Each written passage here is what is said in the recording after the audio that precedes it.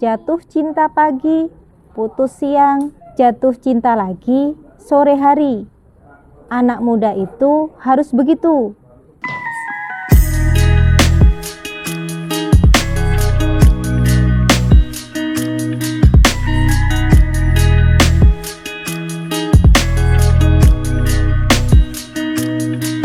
Assalamualaikum warahmatullahi wabarakatuh. Bertemu kembali dengan saya Heni Aryati di channel Motivasi. Mudah-mudahan channel ini menemui Anda dalam kedamaian dan kebahagiaan. Amin. Pada kesempatan kali ini kita akan membahas tentang keadilan Tuhan. Ketika seseorang merasa menjadi korban dari ketidakadilan dunia. Ketika seseorang merasa bahwa dia diperlakukan tidak adil oleh kehidupan, maka dia akan memprotes terhadap keadilan Tuhan. Jadi, dia merasa bahwa hidup ini tidak adil. Bagaimana cara mengatasinya? Kehidupan ini adil, maka ia tidak sesuai bagi orang yang tidak seimbang.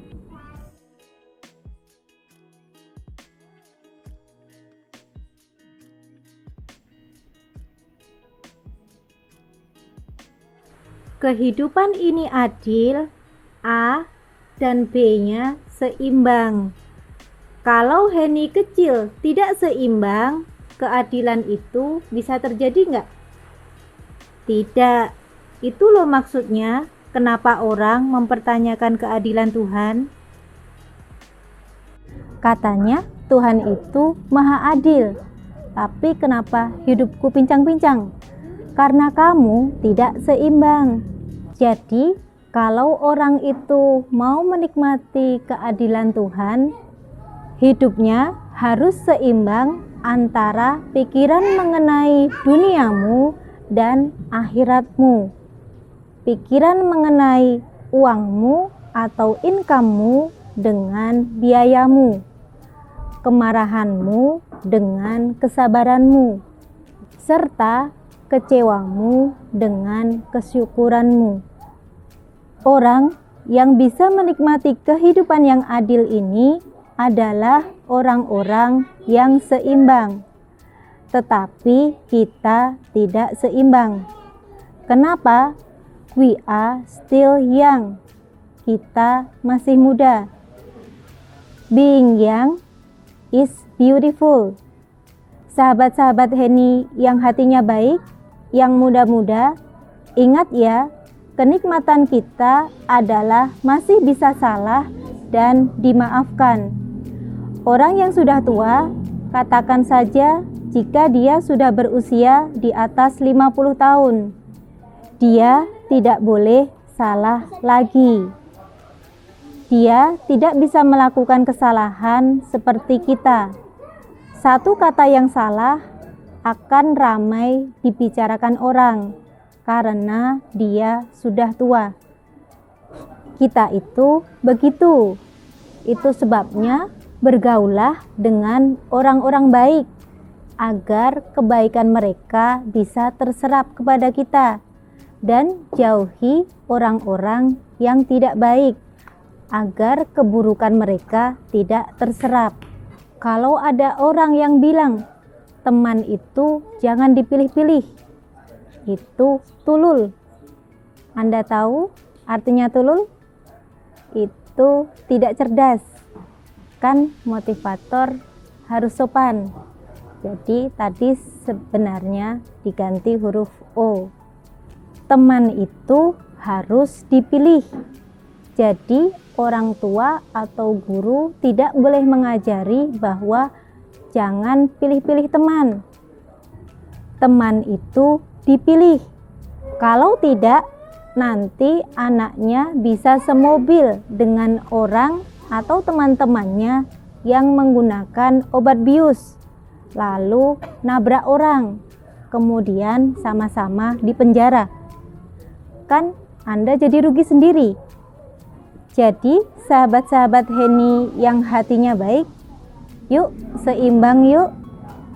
Anak muda itu kalau bicara bijak, dia akan dibilang sok tua oleh teman-temannya. Jadi kalau ada temannya yang putus cinta, galau, terus dia menasehati, galau itu tiada guna. Terus temannya bilang, sok tua lu. Kan seperti itu. Jadi aneh sekali kalau ada anak muda yang bicara kebijakan. Anak muda itu biasanya akan sangat berani. Jadi dia akan banyak membuat kesalahan. Mohon jangan disamakan antara dosa dan kesalahan. Itu berbeda artinya. Anak muda itu harus berani. Dia cepat buat kesalahan, perbaiki diri, menangis galau keras, luka seluka-lukanya, baret sebaret-baretnya, patah hati sepatah-patahnya, jatuh cinta pagi, putus siang, jatuh cinta lagi, sore hari. Anak muda itu harus begitu.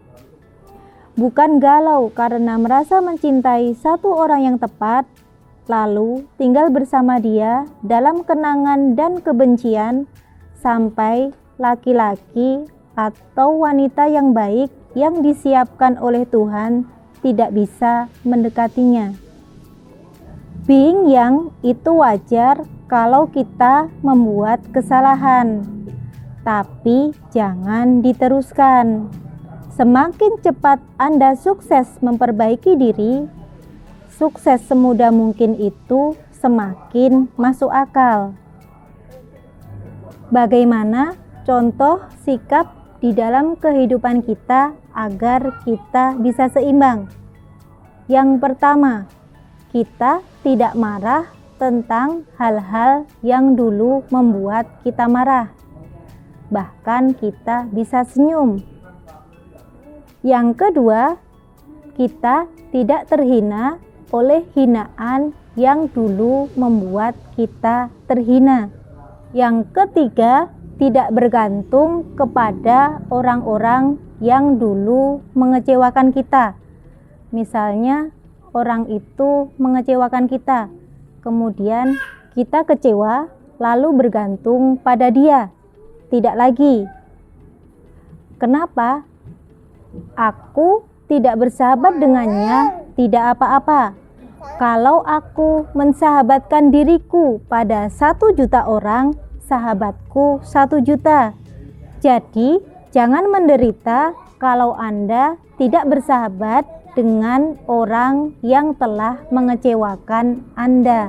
Pertama kali, hiduplah sebagai pribadi yang saleh secara pribadi. Kemudian, yang kedua, hiduplah sebagai pribadi yang saleh secara sosial. Karena kesalehan pribadi tidak ada gunanya apabila Anda tidak menjadi rahmat yang membahagiakan sesama. Terima kasih, pembahasan kita sudah selesai. Mohon maaf atas segala kekhilafan yang saya lakukan atau saya ucapkan di dalam video ini, yang saya sengaja maupun yang tidak. Semoga video ini bermanfaat di dunia dan akhirat.